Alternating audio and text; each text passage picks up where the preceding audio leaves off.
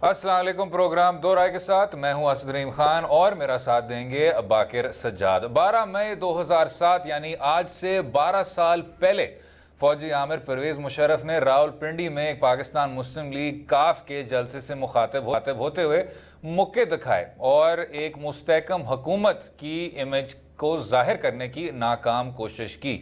लेकिन साथ में पाकिस्तान के सबसे बड़े शहर कराची में एक बहुत बड़ा सानेहा देखने को मिला। Deposed chief justice Iftikhar Mohammad Chaudhry जो कराची एयरपोर्ट तक पहुंच गए थे, उनको महदूद किया गया 9 घंटे तक और उनको मजबूर किया वापस इस्लामाबाद जाने पे। और पाकिस्तान पीपल्स पार्टी, अवामी नेशनल पार्टी और रेस्टोरेशन ऑफ जुडिशरी तहरीक के लोगों पे बेदर्दी से गोलियों की बरसात की गई और 50 के लगभग अफराद को शहीद किया गया। उंगलियां तो उठाई गईं तब की मखलूत हुकूमत पे, पाकिस्तान मुस्लिम लीग काफ और खसूसी तौर पे मुत्तहदा कौमी मूवमेंट के लीडरान पर। लेकिन आज 12 साल बाद कोई इंसाफ नहीं हो सका। आज पाकिस्तान मुस्लिम लीग काफ और मुत्तहदा कौमी मूवमेंट एक बार फिर PTI की मखलूत हुकूमत के हिस्से हैं। लेकिन जो अफसोस होता है वो ये है कि पाकिस्तान पीपल्स पार्टी और अवामी नेशनल पार्टी, जिनके उसी इंटरिम में हुकूमत रही 5 साल की, वो भी इंसाफ तक नहीं पहुंच पाए। जनाब बाकिर साहब, इसको आप किस तरह देख सर? अभी भी मुत्तहदा कौमी मूवमेंट के इंसदाद दहशत गर्दी की अदालत में केसेस पेंडिंग हैं, लेकिन उनमें भी कोई खास क्लोजर नहीं नजर आ रहा। मुशर्रफ साहब भी बाहर बैठे हैं और जो एक और पार्टी के साबिक लीडर थे जिनका अब नाम भी नहीं लिया जा सकता टीवी पे, उन पे भी वही एक्स्ट्राडिशन के इश्यूज नुमाया हो रहे हैं। और साथ में जो कराची के नाजिम पे भी इल्ज़ाम लगे हैं, उनमें भी कोई ख़ास कंक्लूजन नहीं आई। तो किस तरह रीड करते हैं इसको? चूँकि आज साने 12 मई की एनिवर्सरी है, इसलिए आपने 12 मई का वाक़या ही बयान किया, लेकिन साथ साथ हमें याद रखना चाहिए कि एक और सानहा भी था जो मेरा ख्याल में अभी तक ये दोनों सानहे जो बड़े सानहात हैं कंक्लूजन को नहीं पहुँचे। वो बल्दिया की आग के जो बल्दिया फैक्ट्री की आग जो लगी गई थी। और ये दो वो चीज़ें हैं जो हमें बताया जाता, जिससे हमें बावर कराया जाता है, ये बार बार हमें याद दिलाती हैं कि कराची पर खौफ के ज़रिए कंट्रोल रखा गया कुछ लोगों की तरफ से। और उसके बाद सिर्फ यही नहीं बल्कि ये कराची की सियासत किस हद तक शफाफ थी। आज हमें एक काफ़ी मुख्तलिफ सूरत हाल कराची में नज़र आ रही है, लेकिन अफसोस का मकाम है कि ये 50 जाने जो 12 मई के साने में ज़ाया गई और उसके अलावा 250 के करीब अफराद जो मज़दूर ज़्यादातर थे, वो अपनी जिनमें ख़वातीन और बच्चे भी शामिल थे, वहाँ पर जो सानिया बल्दिया फैक्ट्री है उसमें उनकी जान गई। लेकिन यहाँ पर अभी तक नामालूम वजूहात की बिना पर इनमें कोई पेशरफ नज़र नहीं आती। मैंने आने से पहले थोड़ी सी रिसर्च करने की कोशिश की कि इन केसेस में क्या अभी तक पेशरफ हुई, तो मुझे फ़कत ये नज़र आया कि जी तारीखें लगती हैं और उसके बाद केस को इल्तवा में डाल दिया जाता है। अभी मई की शुरुआत में भी इन केसेस की तारीखें डली और जो आपके मेयर कराची हैं जो उस वक्त सिंध के वज़ीर दाखिला थे, उनको इस्तिस्ना दिया गया अगली पेशियों से और ये अगले जून के महीने तक ये चला गया। और मुझे अच्छी तरह याद है कि हमने पिछले साल भी इसी तारीख को प्रोग्राम में ये वाक़या डिस्कस किया था, लेकिन अभी तक वहीं की वहीं जूं की तूं चीज़ें रुकी हुई हैं। अब जबकि MQM अपने आप को, जो एक उनकी लंदन की क़यादत है, उससे चंद शायद जो ज़मीनी हक़ाइक़ की वजह से एक अलहदगी इख्तियार की हुई है, तो यहाँ पर अब उनको चाहिए कि इन तमाम वाक़यात पर अपनी पोजीशन वाज़ेह करें कि MQM का किस हद तक किरदार था। यकीनन MQM का एक मिलिटेंट विंग के बारे में तो सबको लोगों को पता है कि वो इसमें इस तरह के वाक़यात में करता रहा और उस पर इनको कराची वालों से माजरत करनी चाहिए। उस बारे में ही बात करना चाह रहा था कि उस एक तकरीर के बाद और 22 अगस्त के बाद जब फारूक सत्तार साहब ने मुत्तहदा कौमी मूवमेंट लंदन के साथ लाताल्लुकी का ऐलान किया था, तो उसके बाद उन्होंने एक सफ़ा पलटने की भी बात की थी और मुत्तहदा कौमी मूवमेंट पाकिस्तान की इफ्तिताह की भी बात की थी और बार बार कहा कि ये एक अमन पसंद सियासी जमात है। लेकिन गोइंग फॉरवर्ड जनाब, अगर आप वाकई में अमन पसंद जमात हैं और इसमें कोई शक नहीं कि आज की जो मुत्तहदा कौमी मूवमेंट पाकिस्तान है वो कल के मुत्तहदा कौमी मूवमेंट लंदन से बहुत ज़्यादा मुख्तलिफ जाहिर होती है। क्या इन्हीं इंसिडेंट्स के मुतालिक, चाहे वो बल्दिया टाउन फैक्ट्री फायर हो, चाहे वो 12 मई 2007 का खून खराबा हो, उसमें अब शफाफियत नहीं लाई जा सकती और जो पुराने जाविये हैं वो अब सबके सामने नहीं रखे जा सकते? जी, उनको चाहिए कि इसके ऊपर अपना पोजीशन वाजे करें। भले से उन्होंने लंदन की क़यादत से, जिसके कंट्रोल में उस वक्त का मिलिटेंट विंग भी था, उससे लातल्लकी कर दी है और अब दोबारा से वो अपने आप को जिसे कहते हैं एक नेशनलिस्ट जमात के तौर पे पॉलिटिक्स में हिस्सा भी ले रहे हैं। लेकिन वो सवालात उन पर उठते रहेंगे क्योंकि उनमें से बहुत से ऐसे अशख़ास और वो करैक्टर्स हैं जो अभी भी इनके साथ आपको दाएं बाएं नज़र आएंगे। तो लिहाजा यहाँ अब MQM के लिए चाहिए कि जब वो एक अपनी सियासत में एक सफ़ा पलट रहे हैं, और अगरचे फ़ारूक सत्तार अब उनसे उस तरह से मुंसलिक नहीं है जिस तरह से मतलब एक नॉर्मल जो पॉलिटिकल लीडरशिप है उसमें वो उस तरह से शरीक नहीं है और उन्होंने एक अपना अलग धड़ा बना रखा है, तो उन्होंने भी शायद इस अमर की ज़रूरत महसूस करते हुए कहा कि अब मैं देख रहा हूँ कि 1986 वाली MQM जो एंटी इंडिया जो यहाँ पे अनासिर है उनके ख़िलाफ़ सफारात थी, उस तरह की MQM सामने अब आएगी। लेकिन ये सब कुछ कहने की हद तक नहीं होना चाहिए। यहाँ पर जिस तरह अब ये एनिवर्सरी हो रही है और भी बल्दिया का भी दोबारा से अब तकरीबन 7 साल हो गए हैं उस वाक़े को भी, तो इन पर आप कराची के अवाम से माफ़ी मांगे और जो लोग आपकी सफ़ों में अभी भी मौजूद हैं उनको आप निकाल बाहर करें, उनको ड्यू प्रोसेस का सामना करें। अगर वो वहाँ से क्लियर हो के आ जाते हैं फिर से भले से आके सियासत करें, लेकिन जब तक उन पर शकूक व शुबहात है तो उनका ट्रायल होना चाहिए। मुझे जो एक बात समझ नहीं आती सर, ये हो गई बात मुत्तहिदा कौमी मूवमेंट की, लेकिन इसमें बाकी सियासी जमातों का जो एक तरह से किरदार रहा है। पाकिस्तान पीपल्स पार्टी जनाब आपके सामने PPP के भी और ANP के भी अरकान इसी अटैक में शहीद हुए थे, और आपने अभी देखा होगा कि अवामी नेशनल पार्टी के सिंध चैप्टर ने ऐलान भी किया है कि कराची शहर में वो 12 मई 2007 को इस साल भी कमेमोरेट करेंगे, और जो उनकी जदोजहद है कि हमारे लवाहिकीन के साथ इंसाफ किया जाए वो भी जारी है। लेकिन जो 5 साल की मखलूत हुकूमत थी जिसमें PPP और ANP बैठते थे, उन्होंने भी कोई ख़ास केस प्रोग्रेशन हमें नहीं नज़र आया, और शायद ये भी बात करनी चाहिए कि उस मखलूत हुकूमत में मुत्तहिदा कौमी मूवमेंट का भी एक अहम हिस्सा था।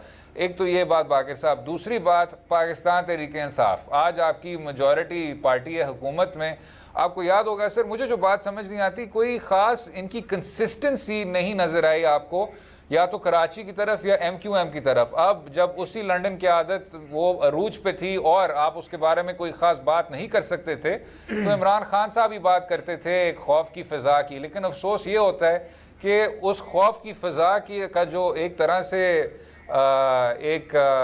एक नैरेटिव था, एक बयानिया था, उसको उन्होंने पूरे कराची शहर को उसी फ़िज़ा में लपेट दिया और कहा कि जी कराची के जो वोटर हैं वो भी भेड़ बकरे हैं और वो मुत्तहिदा कौमी मूवमेंट को और इन बाकी सियासी जमातों को खौफ की वजह से वोट डालते हैं। वो शायद ये बात समझ नहीं पाए कि MQM को जो वोट पड़ता है वो एक वजह से पड़ता है और उन्हीं लोगों के एहसासात और जज्बात की बुनियाद पे पड़ता है। तो एक तो वो इस चीज़ को डिस्टिंग्विश नहीं कर पाए, फिर एंथ मोमेंट पे यू टर्न लेके उन्होंने कहा कि जी मुत्तहिदा कौमी मूवमेंट और पाकिस्तान तहरीक इंसाफ के जो इंटरेस्ट हैं और जो एम्स हैं, जो मकासद हैं, वो एक हैं। तो इसको आप किस तरह देखते हैं जनाब? ये बहुत ज़्यादा एक तरह से इनकन्सिस्टेंसी नहीं है? या असद, आपने तो पूरे पॉलिटिकल स्पेक्ट्रम को सामने रख दिया। अगर पीपल्स पार्टी और ANP को लेके भी देखा जाए तो 12 मई का वाक़या वहाँ पर जो एक लिसानी फ्लैश पॉइंट सा बना हुआ है कि जिस तरह अभी भी आप बता रहे हैं कि वहाँ पर ANP ने ऐलान कर रखा है कि हम करेंगे, तो दूसरे जो लिसानी गिरोह हैं उनके बारे में नफ़रत ही बढ़ेगी अगर इस तरह के वाक़यात का बार बार तज़किरा होगा और इस पर आप अपनी कोई क्लैरिटी नहीं देंगे और आप इस पर अपनी जैसे कहते हैं माजरत नहीं, अपॉलोजी नहीं करेंगे। लेकिन जो चीज़ आपने माजी की हुकूमतों की बात की, तो हम यहाँ पर देखते हैं कि जो हुकूमतें हैं वो शायद सियासी मसलहत का शिकार रहती हैं या उनकी तरजीहात में ये चीज़ नहीं आती। ये कराची के 12 मई का वाक़या ले लें या पीपल्स पार्टी मरकज़ में थी तो बेनज़ीर भुट्टो शहीद का मुकदमा ले लें, वो भी पाया तकमील तक नहीं पहुँचा। ये शायद उनकी तरजीहात थी। अब जहाँ तक PTI की बात कर ली जाए तो PTI ने ये बिल्कुल जिसे कहते हैं कि गैर फितरी सा एक उन्होंने अलायंस बनाया, क्योंकि इलेक्शन से पहले जिस तरह की इनके दरमियान खलिश थी और एक नाराज़गी थी, वो उसको अबूर करना तो नामुमकिन नज़र आता था। लेकिन इलेक्शन के बाद ना सिर्फ वो इनके इत्तेहादी बने बल्कि उनके 2 लीडरान MQM के अब इस वक्त वफाकी काबीना में भी मौजूद हैं। तो ये चीज़ तो मुझे उसी पॉलिटिकल एंगल से समझ आएगी कि शायद ये अब उनकी सियासी ज़रूरत थी और उस वजह से की। लेकिन जहाँ तक इमरान खान साहब ये कहते हैं कि MQM आइंदा शायद उनके सियासी इत्तेहादी बनकर जब आइंदा इंतखाबात हों तो उसमें भी मैदान में उनके साथ रहें, तो वो चीज़ मुझे समझ आती है, क्योंकि MQM का जो बुनियादी पॉलिटिकल एजेंडा था वो मिडिल क्लास से मुतल्लिक था, वो कराची के मसाइल से मुतल्लिक था। तो ये वो चीज़ें थी जिन पे PTI ने भी सियासत की। वो अलहदा बात है कि जो मिलिटेंट विंग था उसके ऊपर ना सिर्फ PTI को एतराज़ थे बल्कि शायद पाकिस्तान के हर शहरी को भी थे कि जिस तरह से वहाँ MQM के जो मिलिटेंट विंग ने कराची के ऊपर कब्ज़ा कर रखा था, एक खौफ की फ़ज़ा बनाई हुई थी जहाँ पर शायद उनकी सांसों पर भी उन्होंने कंट्रोल रखा हुआ था जो कराची के अवाम थे। लेकिन अब जो कि एक जो अभी इलेक्शंस हुए जहाँ पर MQM आपने देखा कि किसी तरह से उसकी गिरफ्त कराची पे कमज़ोर पड़ी और उनकी जो लंदन की क़यादत से अलहदगी भी बिल्कुल वाज़ेह हो गई, तो उसकी वजह से अब हालात बेहतरी की तरफ जा रहे हैं। बिल्कुल ठीक जनाब। और आपने इसमें लसानी डायमेंशन की भी बात की, इसमें कोई शक नहीं है कि एक एथनिक डेप्रिवेशन है और एक एहसास महरूमी है, लेकिन मेरे ख्याल से जनाब 12 मई 2007 की हद तक कोई एथनिक डायमेंशन नहीं था और उसको सिर्फ और सिर्फ एक्सप्लॉयट किया गया है।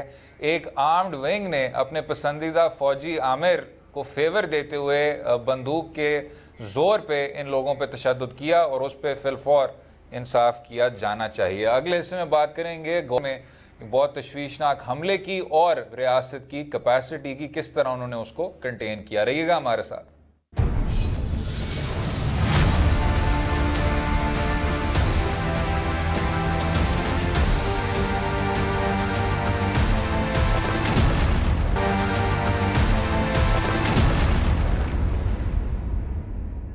वेलकम बैक टू दो राय। बलूचिस्तान की सलामती सूरत हाल के हवाले से कई बार कहा गया कि गैर ज़िम्मेदार रिपोर्टिंग के नतीजे में जब एक लाइव दहशतगर्द हमला होता था और साथ में अपडेट्स दिए जा रहे होते थे, तो वही अशख़ास जो इस तरह के हमलों के प्लानिंग में मुलव्वस थे या उसकी लॉजिस्टिक्स में मुलव्वस थे, वो उन्हीं लाइव अपडेट्स को आगे भेजा करते थे, चाहे वो बलोच लिबरेशन आर्मी से लोग मुंसलिक हों या कोई और कलादम या दहशतगर्द तंजीम। इस बार कोशिश की गई, कई निजी चैनल्स ने भी कोशिश की, अखबारात ने भी कोशिश की कि एक लाइव सिक्योरिटी ऑपरेशन होते हुए अपडेट्स ना पोस्ट किए जाएं ताकि माजी के तजर्बों से सीखा जाए। इस बार ग्वादर के हमले में भी वही सिलसिला देखने को मिला। हालांकि एक अक़लियत थी, गैर ज़िम्मेदार और मखसूस मफादात की बुनियाद पर रिपोर्टिंग करने वालों का सेगमेंट था।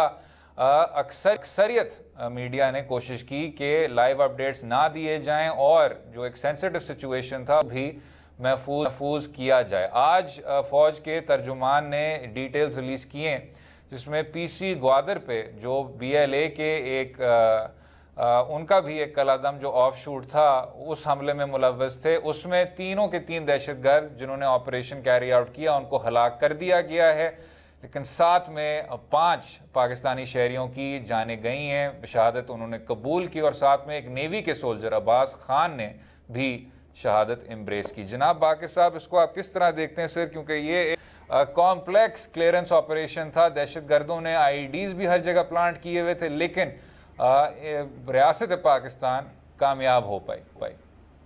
असद, अब हम आपको जैसा अंदाज़ा है कि काफ़ी एक तवील अरसे की जदोजहद के बाद हम अब आगे बढ़ रहे हैं और हमने काफ़ी ज़्यादा इस तरह के वाक़यात देखे, तो मेरा ख़्याल में ये काफ़ी हद तक मैच्योर इसकी हैंडलिंग हुई। इसको उस तरह से मीडिया पर सेंसेशनलाइज नहीं किया गया।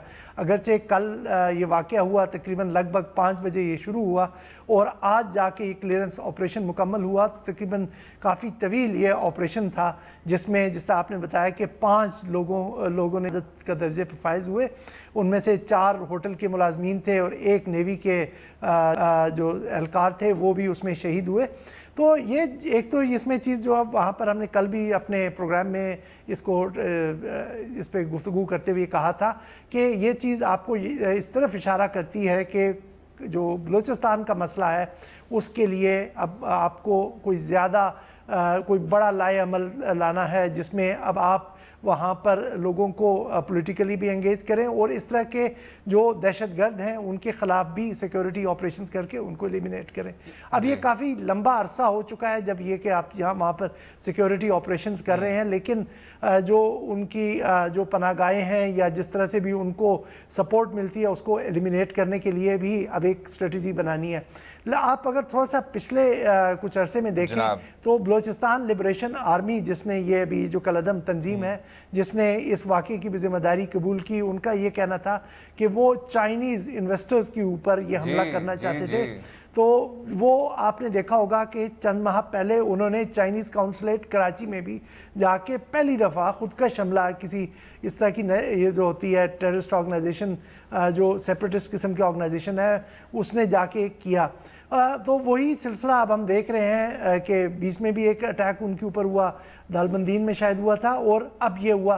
तो ये उन्होंने एक तरह का वहाँ का जो तरक्की का अमल है जिसके ज़रिए ना सिर्फ बलूचिस्तान ने तरक्की करनी है बल्कि पूरे पाकिस्तान ने तरक्की करनी है, जो एक विजन दिया गया है पाकिस्तान को चाइना पाकिस्तान इकोनॉमिक कॉरिडोर के ज़रिए से, उस चीज़ को वो डिरेल करना चाहते हैं। जनाब मैं एक बात यहाँ ज़रूर करना चाहूँगा, आपको याद होगा जनाब के 4-5 साल पहले जब ये जो जंग थी कलअदम तंजीमों के ख़िलाफ़, इंतहा पसंदी के ख़िलाफ़, दहशत गर्दी के ख़िलाफ़, जब ये अपने अरूज पे थी तो कुछ आपके कहने को जो नेक नीयत अखबारात थे या चैनल थे वो उन्हीं दहशत गर्द तंजीमों के तर्जुमान को ना सिर्फ इंटरव्यू करते थे लेकिन उनके जवाबात को भी वाइडली सर्कुलेट करते थे और हर जगह छापते थे। उससे सिर्फ और सिर्फ ये होता था कि अगर आप वो रेडिकलाइजेशन की बातें एक सेकंड के लिए पार्क कर दें तो जो दहशत गर्द का बयानिया था उसको आपने चारों कोनों तक पहुंचाया और अपनी ही रियासत के जो अदारे थे उनको भरपूर तौर पे डिमोरलाइज किया। इस बार भी जनाब बाकर साहब थोड़ा सा अफसोस होता है कि पाकिस्तान के ही जो आपके मीडिया रिप्रेजेंटेटिव्स हैं वो जब इन्हीं कलअदम तंजीमों की बातें करें, उनके मैनिफेस्टो में जाएं, सारा कुछ इतना एक्सटेंसिवली डिटेल करें और फिर ऐसे दिखाएं जैसे ये आपके बहुत ज़्यादा मजलूम अशखास हों, हालांकि इनकी दहशत गर्दी कोई बाकी दहशत गर्द तंजीमों में उनकी कोई नौयत ख़ास मुख्तलिफ नहीं है। ये भी उसी तरह आपके बेगुनाहों को उनकी जाने लेते हैं और उसी तरह मखसूस एजेंडाज पे काम करते हैं। असद वो आपकी बात बिल्कुल बजाय, जो यहाँ पर हमें ये चीज़ देखने की ज़रूरत है कि जो टेररिस्ट एक्ट होता है वो एक जगह हमला करते हैं, उसकी वजह से बिल्कुल बिलाशुबा कुछ जाने जाती हैं जिनकी वजह से वो एक डैमेज होता है, उनके ख़ानदान जो मुतासिर होते हैं, जो लोग वहाँ उसमें जिनकी जान जाती है, लेकिन जो एक खौफ का एक एनवायरनमेंट पैदा की जाती है पूरे मुल्क के ऊपर। अगर आप इसी वाक़े को देख लें, अगर ये इतनी देर आपका जिस तरह माजी में हमारे टीवी चैनल्स या मीडिया की ऑर्गेनाइजेशंस किया करती थी कि उसको बराह रास्त अपडेट देते हैं, तो वो एक आपका एक बिल्कुल एक काफ़ी अरसे से एक तवील जिसे कहते हैं ना एक एनवायरनमेंट रहता है खौफ का।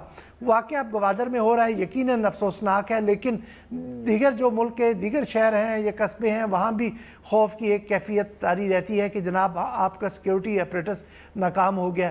तो हमने यहाँ पर ये देखना है कि उनका जो मकसद है, टेररिस्ट का हमेशा से ये मकसद होता है कि खौफ फैलाए। अगर हम अपनी रिपोर्टिंग के ज़रिए उस चीज़ को तक़वियत दे रहे हैं तो हमें अपनी स्ट्रेटजी को दोबारा से उसका जायज़ा लेना चाहिए। हमें अपनी फ़कत रेटिंग्स के लिए या व्यूअरशिप के पीछे नहीं जाना चाहिए, हमें उनके अज़ाइम को नाकाम बनाना। बिल्कुल ठीक। वक्फा लेंगे और अगले हिस्से में बात की कलअदम तंजीमों के फहरिस्त में इजाफे की और कुछ और कलअदम तंजीमों के इनग्रेस की। रहिएगा हमारे साथ।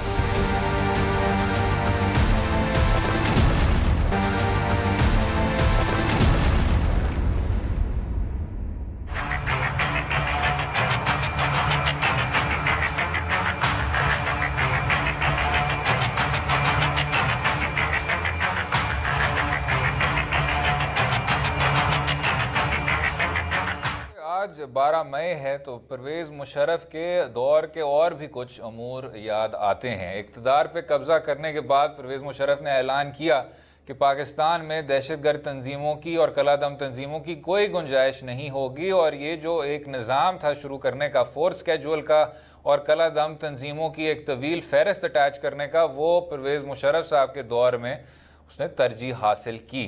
लेकिन उसी दौर में फिर जब हुकूमत बनाने को वक्त आया तो एक कलादम तंजीम के सबसे मशहूर लीडर को मखलूत हुकूमत का अगर हिस्सा नहीं बनाया तो एक तरह से रूलिंग जमात के इत्तेहादियों का एक हिस्सा बनाते हुए अपनी हुकूमत भी कायम की, और ज़फ़रुल्लाह खान जमाली साहब की हुकूमत फिर फॉर्म हुई।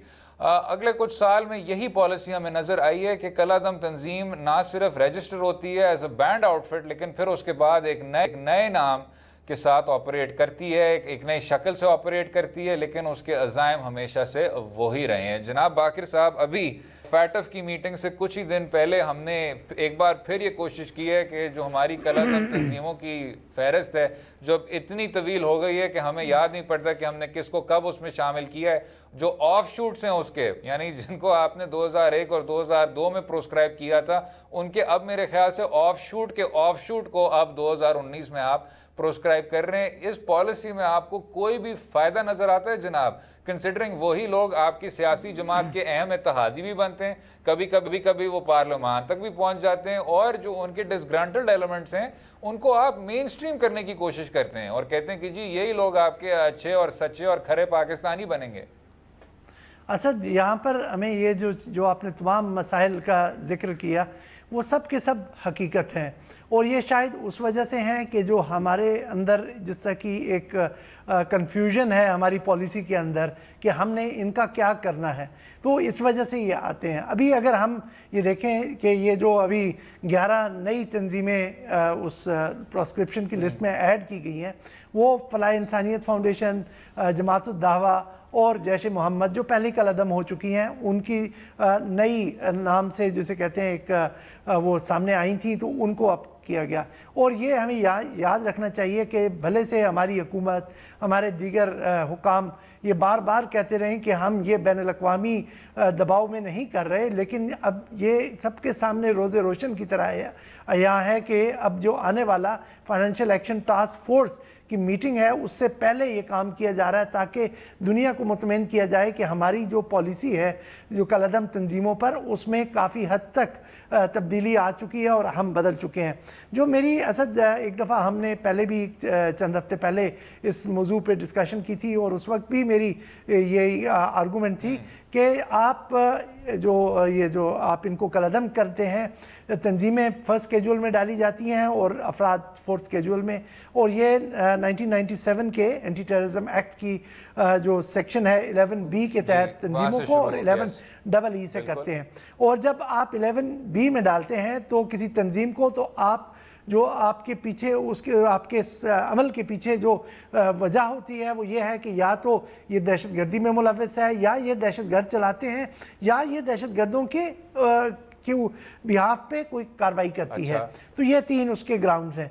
अब आप ये मुझे बताएं कि ये कल 11 तंजीमें इन्होंने नोटिफाई कर दी कि जनाब ये हमने ये भी कलदम है और अब ये हमारी ब्लैक लिस्ट पे हैं। क्या मेरा ये इनसे सवाल है कि ये क्या 11 तंजीमें कहीं हवा में मुअल्लक थी, कहीं वो खुद से ही बस इनके नाम के बोर्ड हवा में थे जो उन्होंने उतार के साइड पे रख दिए? यकीनन इनसे कुछ मुंसलिक लोग होंगे, कुछ इनसे मुंसलिक इदारे होंगे जहाँ पर ये दफातर होंगे, उन पर कितनी कार्रवाई की गई?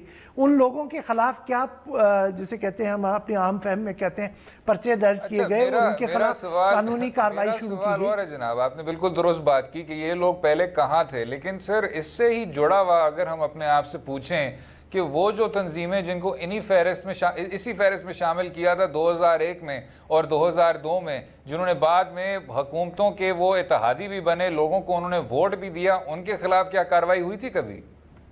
नहीं असद, वही तो मसला है। मैं कार्रवाई की बात कर रहा हूँ कि आपने एक ग्रुप को डाल देते हैं, कलदम बना देते हैं, उसकी जो आपकी फर्स्ट स्केड्यूल है उसमें डाल देते हैं, लेकिन क्या आप उनके कायदीन के ख़िलाफ़ कार्रवाई करते हैं? उनके ख़िलाफ़ किस हद तक आप अदालत में ये केसेस परसू करते हैं? नहीं करते ना, इसलिए दूसरे दिन, हफ्ते बाद, महीने बाद एक नए नाम से आ जाते हैं, फिर आप उन ग्रुप्स को डालना शुरू करते हैं। अब आपकी अलदम तंजीमों की फहरिस्त है वो तकरीबन 80 के करीब या 80 से ज़ायद हो चुकी है।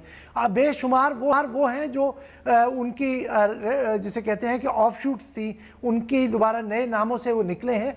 तो ये आपके यहाँ जो एक मखमसे की कैफियत है, जब तक आप उससे नहीं निकल सकते कि ये जो दहशतगर्द तंजीमें हैं ये आपके रिमोट कंट्रोल नहीं हो सकती, जनाब, ये आपके कहने पर नहीं चल सकती, ऑन ऑफ आप इनको नहीं कर सकते। जो बुरा है वो बुरा है। एक और मैं जरा, क्योंकि वक्त हमारा थोड़ा सा कम हो रहा है, एक और अभी हिंदुस्तान की मीडिया ने बहुत ज्यादा इसको वाइड प्ले दिया है। कश्मीर, मकबूजा कश्मीर में उन्होंने बात की कि आईएसआईएस यानी दाइश ने अपना एक नया चैप्टर वहां खोला है और उनकी जो ऑपरेशन है वो जारी है। अब इसमें जनाब कई जाविये हैं। एक तो ये है कि हिंदुस्तान ने जिस तरह की इंतहाई, मैं समझता हूँ, दर्दनाक इंतहा पसंद पॉलिसी कश्मीरियों के साथ इख्तियार की है, वो सबके सामने है। पहली बार तो नहीं, लेकिन बहुत देर बाद बैनुल-अक़वामी अदारे अब इसका नोटिस ले रहे हैं। यूएन की रिपोर्ट्स हैं जिन्होंने कहा है कि जी बुनियादी हुकूक को तो आपने बिल्कुल ही तबाह बर्बाद किया हुआ है।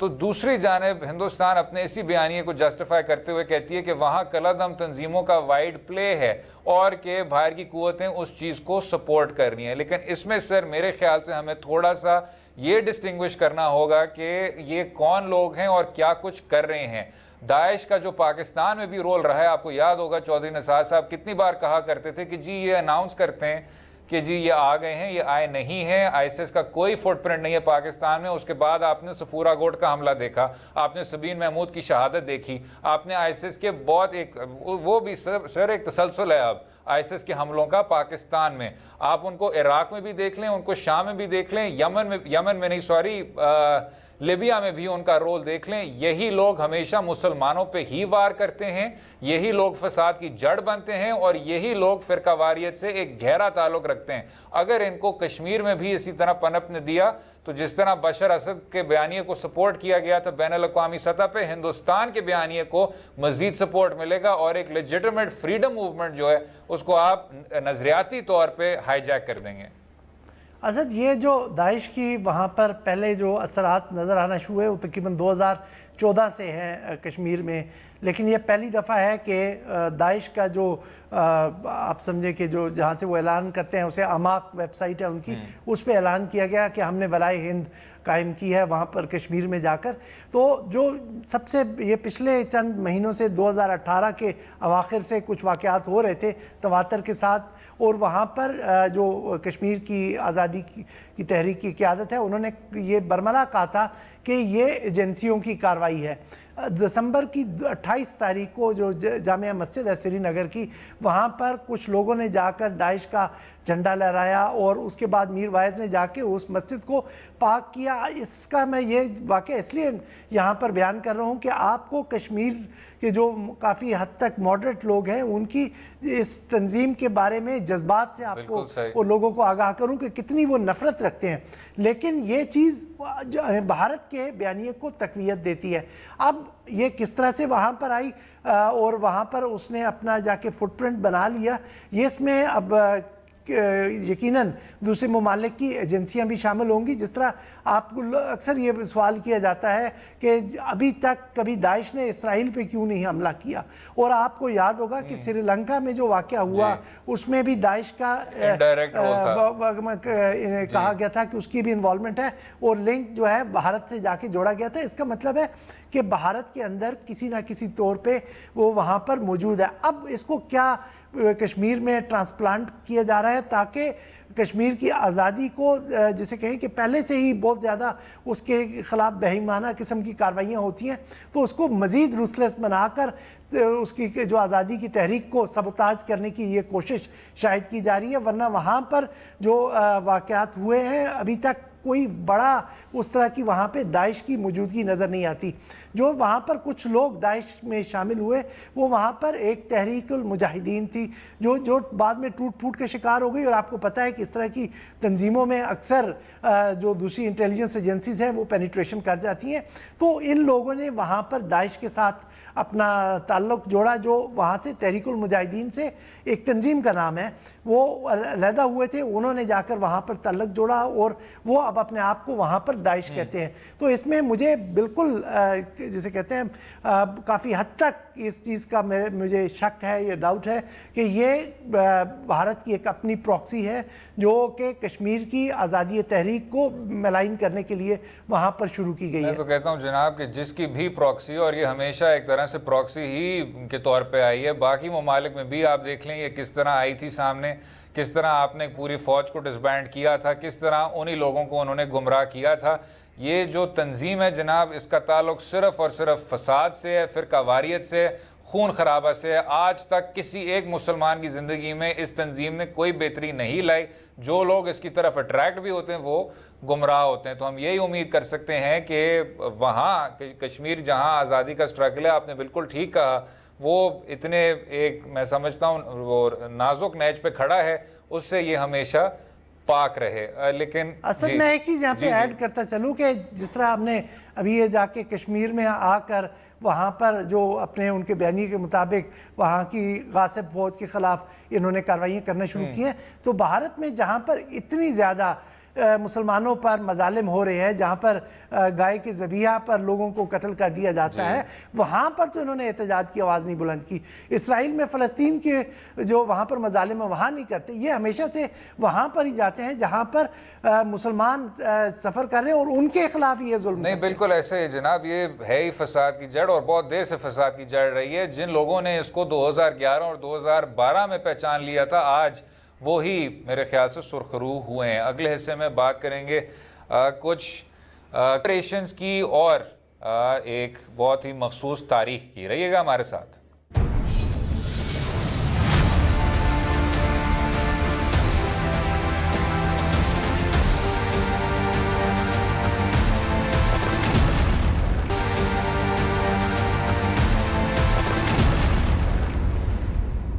यूं तो मैं दिखलाता नहीं, तुझे सब है पता है ना माँ, तुझे सब है पता मेरी माँ। वेलकम बैक टू दो राय। क्योंकि अमूमन दो राय पे हम वो बातें डिस्कस करते हैं जो हालात हाजरा से ताल्लुक़ रखती हैं। कभी कभी डिस्कशन भी काफ़ी ज़्यादा ड्राई हो जाती है और जो सबसे अहम तरीन मौजू हैं उनको हम कभी डिस्कस नहीं करते। आज जैसे आप जानते हैं मदर्स डे है जनाब बाकिर साहब। ये अक्सर कहा जाता है, इधर ही कहा जाता है कि जी ये एक तरह से एक मगरबी रवायत है, लेकिन ये मेरे ख्याल से कोई ख़ास इशू नहीं है। अगर आपको ये मगरबी रवायत लगती है तो आप भले हर दिन मदर्स डे कमेमोरेट, क्योंकि उसका जो मशरक़ से ताल्लुक़ रखता है और जो अहमियत रखती है वो मेरे ख्याल से बेमिसाल है। क्या समझते हैं सर? असद मदर्स डे बिलाशुबा एक इम्पॉर्टेंट ओकेजन है कि आप अपनी वालदा के एहतराम में या उनकी जो मोहब्बत है उसको आप रेसिप्रोकेट करें। जो उन्होंने आप पर इतनी मेहनत की है उसका आप उनको किसी तरह से इजहार तशक्कुर करें। लेकिन जैसे अभी आपने भी जिक्र किया, ये लाजमी नहीं है कि इसके लिए एक दिन मुख्तस किया जाए। और ये बेसिकली कमर्शलाइजेशन मैं समझता हूँ कि उसके एंगल से अब एक दिन मुख्तस किया गया है। 12 मई के नाम के दिन ये मदर्स डे के लिए किया गया है। अगरचे ये हमें चाहिए कि हमें रोज़ के रोज़ उसी तरह से माँ से वालेहाना अक़ीदत तो मोहब्बत का इजहार करते रहना चाहिए और उनकी खिदमत करते रहना चाहिए। अब यहाँ पर जो कमर्शलाइजेशन का एलिमेंट है वो उसमें यह है कि हम अगर किसी से कोई ताल्लुक़ रखते हैं तो हम उस चीज़ को साबित उसी तरह से कर सकते हैं। अगर हम उनके लिए कोई चीज़ कीमतन ख़रीद के उनके हवाले करें तो पता चलेगा कि जी बेटे को माँ से या बेटे को बाप से या बहन को भाई से, भाई को बहन से या दोस्त से आपको अकीदत है, मोहब्बत है, दोस्ती है आपकी, तो ये चीज़ ख़त्म होनी चाहिए। आपको माँ जो होती है उसको किसी बाकिर साहब, आप जब किसी को तोहफा देते हैं तो आप मोहब्बत ही बांट रहे होते हैं ना, उससे लोगों के आपस में अफेक्शन बढ़ता है। मैंने असद मेरा जो यहाँ पे आपसे इख्तलाफ वो जो अभी करूँगा वो ये है कि आप इसको सिर्फ कीमत की नज़र से ना देखें। आप भले से जाके आप अपनी वालदा को रोज़ के रोज़ कुछ ना कुछ उनकी खिदमत करें, उनके लिए कुछ जाते हुए ले जाएं, लेकिन ये कि ये आप एक दिन मुख्तस कर रहे हैं, शायद आप उसी दिन अपनी वालदा को याद करेंगे, नहीं, आपको वालदा को 365 दिन याद रखना चाहिए। उनकी दुआओं के साथ ही सब लोग आगे बढ़ते हैं। ये जहाँ पर जो ये चीज़ जो है ना कमर्शियल जो मैं आपकी बात कर रहा हूँ कि अगर आप समझें कि आप कोई कीमती चीज़ लेंगे और इसी से आपका ताल्लुक प्रूव होगा, वो नहीं है। जो माँ है उसको शायद आपकी इन चीज़ों की ज़रूरत नहीं है, उसको आपकी शुक्रिया की ज़रूरत नहीं है। वो फ़कत ये चाहती है कि जितनी वो मोहब्बत आपसे करती है आप पलट के उनसे भी उतनी ही मोहब्बत करें, आप उनकी बात माने और वो आपको दुनिया में एक कामयाब इंसान देखना चाहती है। ये उनकी फ़कत जो होती है जी, ये उनकी सारी की सारी जो अगर थोड़ा सा इसके इंस्टीट्यूशनल प्रैक्टिस से हट के और इसकी समाजी बारीकियों से हट के बाकिर साहब, अगर आप कोई एक स्पेशल मोमेंट बताना चाहें जो आपके दिल के करीब है, और फिर उसके बाद ज़रा कंक्लूड करेंगे, मैं भी बताऊंगा। नहीं असद स्पेशल क्योंकि मैंने कभी इस तरह सोचा नहीं, लेकिन जब भी घर से निकलते हैं तो माँ की दुआओं के साथ ही निकलते हैं। जब भी कोई नया वेंचर करते हैं तो माँ की दुआओं के साथ ही करते हैं, और जहाँ जो कुछ भी हमें कामयाबियाँ मिली वो माँ की दुआओं के साथ ही मिली। तो ये नहीं है कि माँ कोई आपके लिए किसी ख़ास मौके पे उन्होंने आपसे शफ़क़त दिखाई। हम तो कहते हैं कि सारी ज़िंदगी में हर लम्हे में माँ की दुआ आपके साथ शामिल मेरी तो जी जो भी कामयाबी है, और है भी बड़ी महदूद कामयाबी, इसमें कोई शक नहीं है, वो भी उन्हीं की वजह से है जनाब। हम क्योंकि जितने भी भाई भी हैं उनको भी उठाती थी वो सुबह के मेरे ख्याल से 6:30 बजे 7 बजे, और फिर स्कूल तक ड्रॉप करती थी। स्कूल भी हमारा 45 मिनट दूर होता था, और वो उन्होंने किया क्योंकि भाई भी हम 4 हैं, 19 साल के लिए, फ्रॉम किंडरगार्टन टू ग्रेजुएशन। तो हमसे तो जनाब क्योंकि जब कोई हेयरिंग भी होती है तो सुबह नहीं उठा जाता, ये करना 19 साल के लिए day after day 5 days a week, मेरे ख्याल से एक बहुत छोटी सी बात है, थोड़ा सा दिखाता है कि कितनी बड़ी कंट्रीब्यूशन आपकी होती है, ना सिर्फ बच्चे के फॉर्मेटिव एक्सपीरियंसेस में, लेकिन उसको हर चीज़ सिखाने में भी और समझाने में भी। तो सबको हैप्पी मदर्स डे। और जिस तरह बाकिर साहब ने कहा, ये एक दिन की बात नहीं है, हर दिन उसको कमेमोरेट करना चाहिए, उनको अप्रिशिएट करना चाहिए और उनको चेरिश करना चाहिए। उम्मीद है आपको आज का प्रोग्राम पसंद आया होगा, और बाकिर सज्जाद को अपनी राय से भी आगाह करें और इजाज़त दें। खुदा हाफ़िज़।